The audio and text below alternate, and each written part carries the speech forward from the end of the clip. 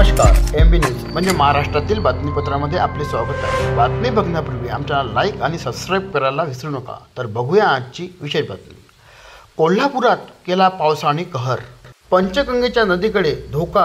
गेल्या 13 तासापासून पाणी पातळीमध्ये 8 इंचाची वाढ. पाण्याचा प्रवाह अधिक असल्यामुळे वाहतूक सध्या बंद करण्यात आली आहे. रिपोर्ट एम बी न्यूज, महाराष्ट्राची बातमीपत्र, कोल्हापूर.